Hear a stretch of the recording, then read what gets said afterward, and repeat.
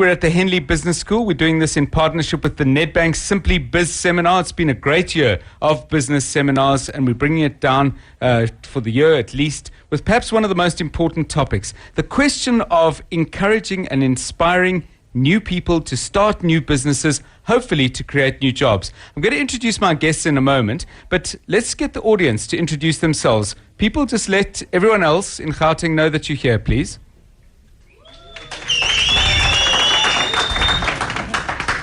That wasn't great. Can we do it again, please? Okay, all of you who have mugs of tea in your hands and are not clapping, I've taken your names. I've noted you. Okay, we've got a great evening ahead of us. We've got three terrific guests. Let me introduce them. First of all, Nkululeko Gobodo is the CEO of Nkululeko Leadership Consulting. Ms. Gobodo, welcome and thanks for joining us. Thank you, John. Joining us as well is Palisa Nkomo, who is Economic Advisor in the Office of the MEC for Economic Development, the Environment, Agriculture and Rural Development. Of course, that's in the province of Gauteng. Thank you, John. And pass your microphone along to our next guest. We're economizing on microphones. As part of starting a business, by the way, you learn to cut costs. We've got 2 microphones for 3 people. Whose idea was that? Miles Kubeka is the owner of the organization, or the company. He's going to tell us Vuyos. Miles, welcome, and thanks for joining us. It's great to be here. Great. Nonkululeko, let's start with you. We talk about starting business. There's a little bit of a romance about this, and we see, if we can all start businesses, we'll have less unemployment, less social evil, and all in all, we'll be a happier country. The fact of the matter is, as I understand it, in a country as robust and economically strong as the United States, 93% of all startups fail. Are we asking people to do something that really, by and large, for most of them, simply is not going to work? Well, maybe the stats are true that most startups fail, but there are reasons why they fail. And I suppose, after so many years of industrial revolution, we should have found out now what those reasons are. But that should not stop us encouraging people to go into business, because the only way we're going to create jobs, the only way we're going to grow the economy is to have more and more people become entrepreneurs. But unfortunately, the way we socialize our people just from childhood, you must get this great education so that you can get a great job. So people are not encouraged to go into entrepreneurship. Do we not, though, in doing that, need to draw a distinction between an entrepreneur who already has a base either of education, capital, or perhaps a small business that already exists, and somebody who says, I'd better start a business because if I don't, I'm going to die. I don't just mean die physically for lack of money, but I'm going to die spiritually as a person. Shouldn't we have 2 different strategies? Because the cost of failure, perhaps for me, if I use myself as an example, 56, I have a house, I've built up a reasonable economic safety net for myself. The cost of failure to me is much, much less than the cost of failure to someone 21 out of school, didn't make it into tertiary, and is trying to expand a spaza shop. Well, I suppose, that is true. There's a time to go into business, and you have to be ready. I remember my son, who is an investment banker, at 25, he had just been working for Nedbank a few years, and he felt, now I'm ready to go into business. And I advised him, no, you are not ready. Because first of all, you need more experience. Secondly, you need to build a network out there, because when you go into business, you need to have a network for marketing purposes. And he waited about 5 years and then later said, I think I'm ready. And that time I encouraged him because he was ready. Let's go to you, Vuyo. You started a business, but you had started another business before. You were in IT. You moved famously into the provision of fast food. It's a business you're building. But in interviews I've seen with you, you're saying, this is not that romantic. At 2 in the morning, I'm slopping out dustbins. At 6 in the afternoon, I'm chopping onions. Share with us both what's exciting, but also what's challenging. Maybe people miss the second part in their desire to reach the first part. Cool. I would actually like to answer your first question around the failure of entrepreneurs. I think we're framing it wrong. I think failure is something that is inevitable in life in general, right? From the day one you learn to walk, you fall a couple of times. Yes. And the best way I can explain it, as a guy, you often ask out a girl, she may say no. That doesn't mean you quit asking out a girl. You keep going back, right? And that's how you should look at it. You should look at business as you start, it may work, and if it doesn't, you try again. I think that just the negative connotation to failure, I think, is what's setting us back, right? Failure is just a great opportunity to learn. And I've had plenty of failures in my own business. I mean, my first restaurant didn't quite work out the way I anticipated it to.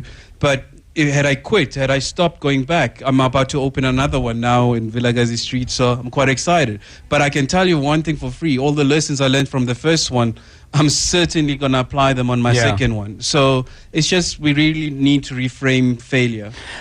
I mean, using your date analogy, doesn't it depend a little bit on how much you spent on the first date and how much you have left in your wallet? Because we do get the possibility of people say, start a business. Start a business. Here's the template. Do it. People put in their savings. They borrow from family. Maybe they borrow from money lenders whose interest rates are pretty steep because the banks won't have them. I mean, it can be high-risk business. I want to stay with you on that. Yeah, of course, but it's also high reward. I mean, you know, if the girl does say yes, it's the most amazing feeling in the world, right? So, and if they didn't say yes, the global population would be a whole lot less than it is now. So clearly, for the most part, it does actually succeed. I think there tends to be a focus, though, on the failure. Yes. And I don't know why. I think it's maybe human nature where people stand on the sideline, particularly the people who wanted to start and wished to have done it, but never had the courage to do it. And they just pray and hope that everybody else kind of like fails so they can say, yeah, well, you thought you were smarter. Yes. And yet it's such a wrong way of looking at it. Police and Nkomo, let's talk about government's role. I mean, there are mixed feelings. On the one hand, and I would imagine you must wonder what people really want of you. Because on the one hand, people say, oh, government doesn't do enough. And other people say, government, stay the hell out of the business space because you simply don't know what you're doing. I mean, how do you plot a path given that you're getting such mixed messages? I mean, I think some of the mixed messages are probably understandable, and I think it's linked with what Vuyo was talking about, is that because there's so much emphasis on the failure, and I think people assume that when you start a business, government must provide you a safety net, and it's not always the case. I think the first thing is that you need to have high risk, you need to have high appetite for risk when you go into business. I think what government does is to really create, I think the first question you're asking around creating an enabling environment, is to make it sure that we get our policies right, is to make it sure that we facilitate enterprise development through public sector procurement, is to make it sure that we consistently engage with other stakeholders, particularly the financial sector, on issues of financial inclusion, and so that SMMEs and entrepreneurs are able to access finance, particularly if they feel that they have a very good product in the market that could be demanded. I mean, the issue, though, is that we also understand that some of the constraints that people are confronted with is that they enter into the business sector because they can't find employment. So business has actually become an alternative. So what we then do as part of what we call multiple intervention strategy is to provide business support development so that people actually understand what they're entering into from a business planning, from mentoring perspective, and of course some what I call cheap money for entrepreneurs in a form of development finance or micro finance support. I want to ask you about that public sector procurement because, again, for many people, and I think it reflects the fact of the complexity of all these things, that nothing is straightforward. But there's some people who believe that actually is an obstacle to entrepreneurship for two reasons. The one is that what people learn in the public sector procurement space is not to competitively price, but to overprice. We have the constant stories of government paying way more than they should for things. But secondly, people become not manufacturers of things, not entrepreneurs, but they become the actual brokers of contracts, and other people fulfill those contracts. So what people get good at is being politically well placed rather than smart at business. Now, I'm certain the truth is not completely black or white, but do you have misgivings that when you actually think you're giving someone a leg up so that they can say, wow, I've got my first contract, now let me build my business? They say, I've got my first contract, let me get my second. No, I mean, absolutely spot on. In fact, I think what probably makes our economy weaker today is particularly that we've built a cahoot of entrepreneurs who've actually become deal makers instead of real entrepreneurs. Yes. And one of the key things that specific that Gauteng government is supporting, we're looking for a Vuyo type entrepreneurs who start things from scratch, because we believe that if people actually have an experience of building a business from A to Z, instead of being an entrepreneur, they have high resilience, and in fact, actually, they're quite excited about even the failures themselves and even the areas where actually they're doing well, and they can mentor a new cahoot or new generation of entrepreneurs. I mean, currently, I don't even think that we have a very big pool of people who are able to mentor entrepreneurs, because a lot of people that we see called as entrepreneurs, that they've actually become a deal makers. However, the public sector procurement was not intended for that. Actually. Yes. And I think it's something that the provincial government, specifically in conversation with national, is to look at how do we actually able to pick up what we'd call authentic entrepreneurs, so that we support them from scratch, from product development or service development, so that we see them through the system, yes, so that they can actually benefit from the public sector procurement. Pass your microphone along, if you will. I want to put that question. But can I just say, Mkaya, if you're out there listening, normally we take your phone calls. We're not doing that tonight, but please engage with us on Twitter. I'm at John Perlman. You can also go to the Today with John Perlman Facebook page. We're also going to be taking some questions from the audience. So if you've got something you want to say, add, ask, or whatever, get your hand up. We'll get a microphone to you, and I'll start drawing you guys into the show. Let me share a couple of things that have come in on my Twitter feed, and they talk to the point I've just made. FZ Bengu says, nope, it promotes tenderpreneurs, which is unsustainable, full of fraud and benefits only cadres. And Noir says, yes and no. Yes, if you're close to gatekeepers, and no if you're not.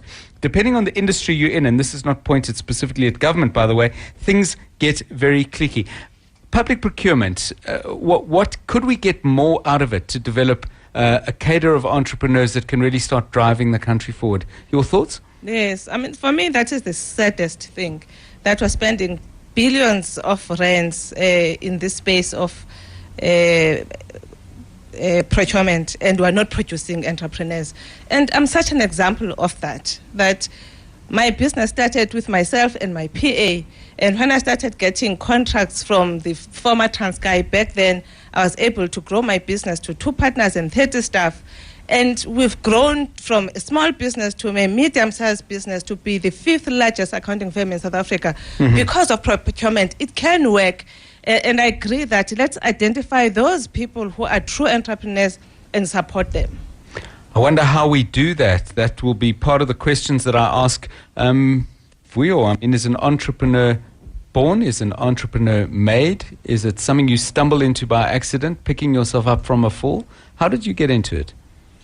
Mine is actually an interesting story, because my background is in IT, and I was doing my business as going along until I saw the Vuyo advert on TV. Vuyo is such a big dreamer, that advert.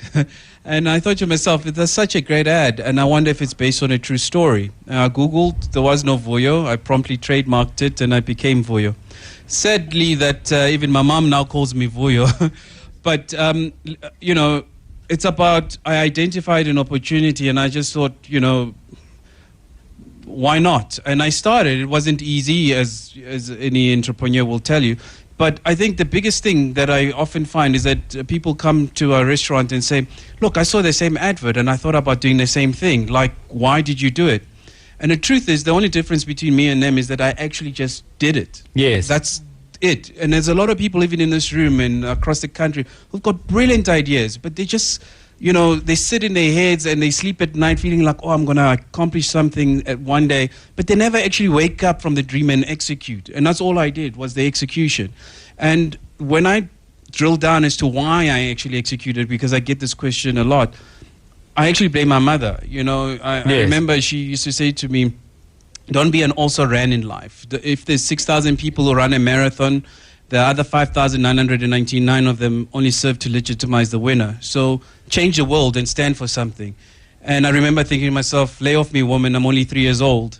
Yes. But that sense of purpose, I guess, has stayed with me. We're talking about it, in particular, asking questions about the broader environment in which people with business ideas look to try and do something with those ideas. In other words, are we a country that encourages, inspires, supports entrepreneurs and helps them to succeed where perhaps others have failed? We've got a studio audience, or it's not quite a studio, it's a very big studio, and we have someone from the audience who'd like to join in the conversation.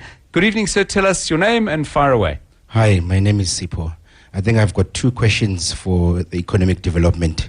The first question is, I'm interested to get into your space in terms of, are you guys in the same mind in terms of the things that you need to achieve or you want to achieve for SMMEs? That's the first question. The second question is, how much of the small businesses are you guys using, especially for these campaigns of location SMMEs development? How much of small business are you guys using, more specifically on the ICT space? Sipho, can I just be absolutely clear on the first question? Are you asking whether different government departments are working with the same philosophies? Just clarify a little bit for us. Now, I'm more interested specifically in the economic development space, you know. But your first question, I wasn't entirely clear. Just give it another shot. Yes, my first question was that, are they in the same mind in terms of things that they want to achieve for SMMEs? I'm interested to tap into the mind when they're in the boardroom. Okay. Yes. Pelisa, you've got that? Go ahead. Yes, absolutely.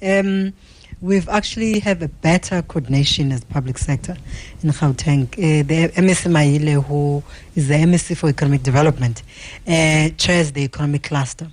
And one of the key things that we're doing, for example, we're in conversation with Banking Association, amongst us, is to look at what other alternatives of financing that we need to explore. And we're working together with all the departments that are within the economic cluster. So I just want to confirm to you that the philosophy is that we're better coordinating, including with local government as well. So we're of the same minds. And then in terms of our activities on township economic revitalization, we are actually using small, medium enterprises in the townships, from printing of posters to all the public information related with the campaigns. We now have conversation lako, which really means that, which really encourages SMMEs to ensure that they register their small businesses. And the intention is to actually send a message that it's not about punitive. It's not punitive to actually register your business, but in fact, there's more value that you'll actually gain if you register your business. But fundamentally, the reason we interact with township enterprise in the township is to actually begin to say that we don't need to convert townships from being productive centers from being consumption centers into productive centers. So we really encourage all SMMEs in that sector to actually come and work with us around revitalization of our townships. Great, thanks. Another man there, go ahead. Hello, good evening. I'm John Victor. That lady there from the government, I remember about 4 or 5 years back, we had a seminar in Soweto. I'm an auto electrician by profession. So the government came and said, you know what, we want to open you guys workshops in Soweto. Right, they took us through the procedures and everything. But around 2012, 2013, then they said they were supposed to build us a motor city, whereby you'll have the auto electricians, the guys that does your batteries and everything. But when they were supposed to build us that workshops, then they said, no, we're building Rea Vaya in Dobsonville. Now, as I'm talking, that place it's occupied by Rea Vaya. But they promised us that they're going to build us the workshops there, and they're going to give us the capital to start our businesses there. Okay. What did you do in response before Ms. Nkomo responds? I mean, government said they'd do something, they didn't do something, but if you follow what Miles is saying, the entrepreneur picks him or herself up, moves on. Did you make a different plan? That's right. I mean, I went on my own. I'm still running my own business now. How's it going? It's up and down. Okay. It's up and down. Sounds like business. It sounds like business. It's up and down. Okay. I mean, isn't that one of government's problems? In fairness, that these wounds are self-inflicted. That often government, under political pressure to be seen to be doing something, announces huge things instead of small, doable things. Is that a fair criticism? And if it is, are you guys maybe changing your strategy? Yeah, I mean, probably yes, and probably no. Yes. But I may not have the history of the specific of that one. Yeah. But the issue is that what we're doing, in fact, particularly with the auto sector, is to look at what type of partnership we need to build with companies within the automotive industry, because there's an issue there around market access. For instance, to open up auto clinics within the townships, and then you find that all the auto practitioners are actually not accredited either to fix any of the cars. So what we're doing is that we're saying let's facilitate with the partners, which is all your auto providers, with that be VW, BMW, Mercedes, etc. So that we know, even Toyota, I mean, we know that in the township we all have the public transport system is actually a Toyota cars, is to actually look at that, talk to the partners and then say, use the services of the people who have auto clinics within the townships, because you also don't want to build them in and then you find they're actually as white elephants, because you're either not accredited. And so we need to start from the value chain of actually providing infrastructure, facilitate market access, and as well as accreditation and capacity building where it's required. I want to ask you this, Miles Kubeka, because you've run your own businesses. Have you ever asked government for anything? No. Why not? Look, I think for me, you got to start with yourself, you know. And I often get asked by entrepreneurs like, "Oh, you need money, you need grants, you need this," and honestly, what you actually need is something small, and that's what's been a lesson in my life: is that you just have to start small and show that you can do something, and you'd be surprised when you've just done that little bit, that how many people come out of the woodwork to help you and support you. But you gotta build something. You can't sit in your mind and again, use my mother again. She's got these great classic examples. She says, if you're stuck on the side of the road, no one stops to help you. But if you're stuck on the side of the road, you get out of your own car and you start pushing, you'd be surprised as to how many people stop to help you. So that's a philosophy I've always adopted, and it's worked well so far for me. Very interesting. I mean, I want to ask you this, Nkululeko, away from government, because we run the risk of it seeming like all these problems can be solved by government. The financial sector and their willingness to give loans to younger people. It strikes me that many of the most innovative and smart and exciting ideas will come from younger people just by their very nature, because they're not settling into anything. But in many ways, they're the least bankable because they haven't built up assets. They haven't built up perhaps a track record of businesses. Are we not doing enough as a country to give those young people that first chance, even if it's a very, very small loan? I think so, because we have to start somewhere. Yes. For me, the whole issue of the township economy is a sad one. Mm-hmm. Because, I mean, the townships will remain like that as long as money is leaving the township and going to outside economies.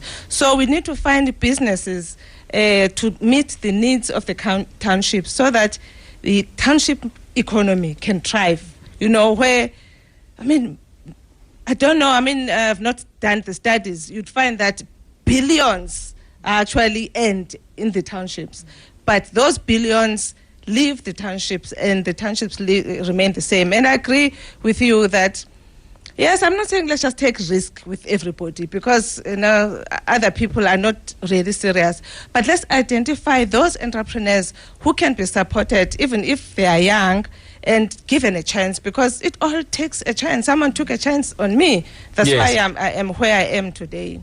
Who took a chance on you? Was it you? It was me, yes.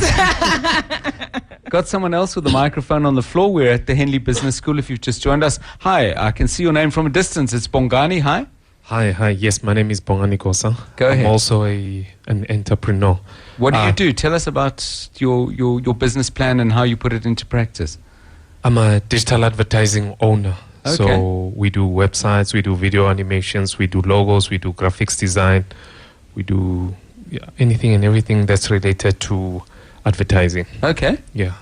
Go ahead. I just have a quick question for Mrs. Komodo. What you said was that your son wanted to start a company at 25 And then you gave him about 5 years more, so which means he was 30, and then you advised him to start a company by then. Why? I'm just curious to understand, why would you encourage a 30-year-old to start a company? Because on average, if you're 30, you've already started a family, so which means you've got a couple of dependents that are dependent on you. If you're going to start a business, it's going to take you an average of 3 years for you to find your feet. And something obviously is going to give some way, because those kids are not going to eat your dreams. It's another issue. Just tell us, how old are you and when did you get started? I'm 32. Okay. I started the current company that I'm running. I started when I was 21. Okay. 2004. I closed shop twice. This is my third time that the company's been running full-time now. It's been running full-time for the past 5 years. I've got just about 10 full-time employees. Well done to you. Can I one more quick question for you before Ms. Gobodo responds? Have you ever got government money, and have you ever asked for it?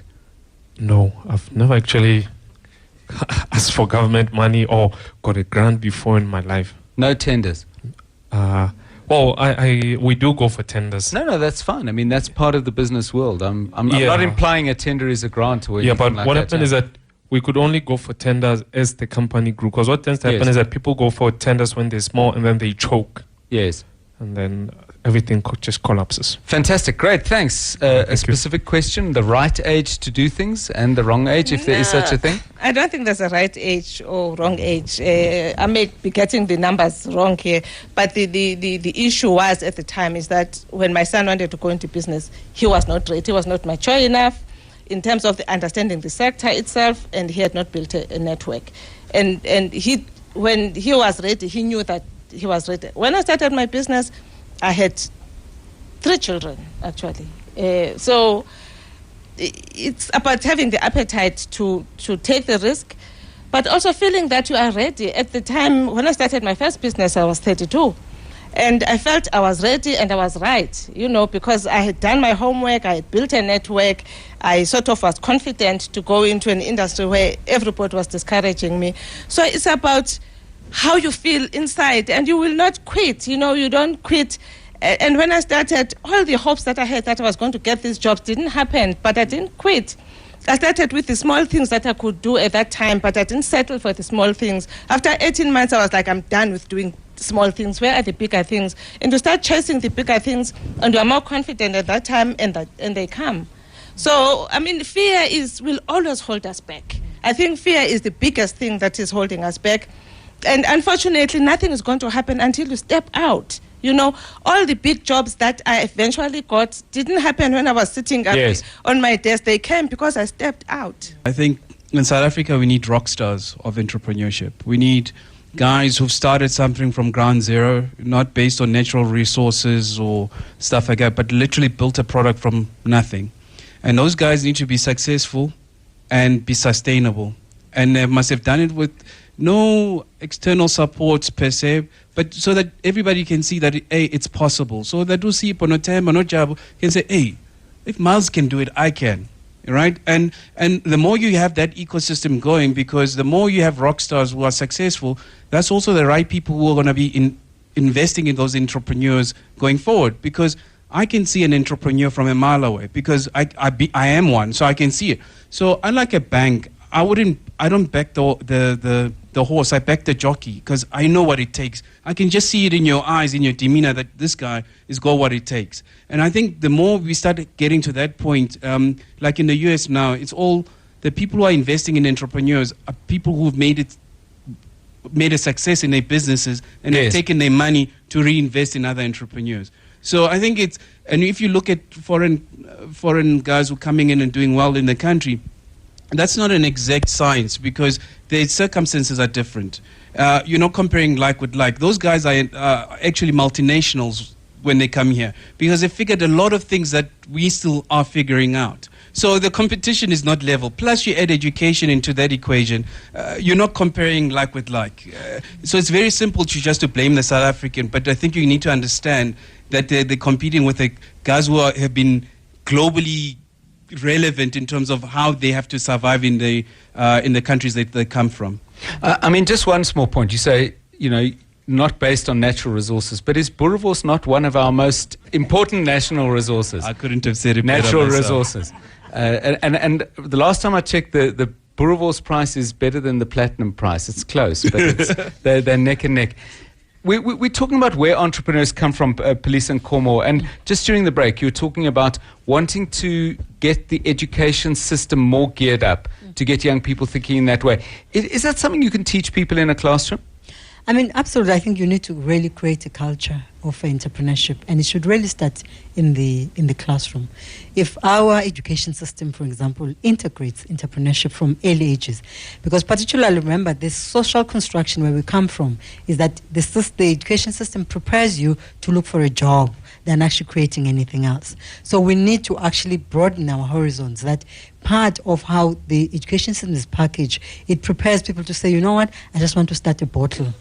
Even if there's the bottles that are existing, but people must just, have something within them that says, I want to start something. I'm not going to walk and knock in and drop in my CV, etc. And I think for me, that's one area, because you can't talk about entrepreneurship and live out how the education system is structured and the output of that education system.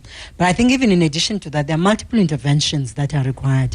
One of those is that we need to talk about enterprise development as well with the private sector and better partnership, because there's a lot of initiative around enterprise development, but sometimes either they speak past each other or something, and I think underlying that, of course, reflects what are the structural constraints within our own economy, because you can create more entrepreneurs, but if you have limited market access, but at the same time, people are not even able to see that actually we are located in the SADC region, and in the SADC region, there is so much that you can do when you're an entrepreneur, and it's something that we also as well have to encourage our entrepreneurs, that they must look beyond South African borders as well. I mean, mentorship is an interesting question, Police, and earlier we had Police Silikani commenting rather critically on the number of people in government who head business development departments, and as he said, have never themselves sold two chappies in their lives. And I'm wondering to what extent, even if you offered mentorship, whether you've got the right people there to mentor. Well, I mean, perhaps let me talk about respond directly to his question. No, the issue there is that yes, you do have people who, as a result of either losing their job because the labor market is shrinking, then they join the informal sector. One of the things that we're doing with the constitutional line exactly is that we want to be able to screen and see through who are the SMMEs that are existing and in what sector they exist in the existing and what type of support that we need to provide. Okay, and obviously the next level is that, I don't know if you're aware, we have Gauteng Enterprise Propeller, which amongst those, they support, they provide business development support and mentorship. But more often than not, if a mentor actually, that is mentoring an entrepreneur or a business, actually doesn't understand the business itself, you can always pick up, because it's always going to be reflected on the model of the business, but as well as how the business is actually growing. So in essence, we're able to pick up from there, and we can actually replace the mentor so that the mentor has more impact in the business itself. If you'd pass it on to Nonkululeko Koboro, I mean, Ms. Koboro, you've been hugely successful at the 11th Annual Standard Bank Top Women Awards, Businesswoman of the Year. There must be people who come to you for advice.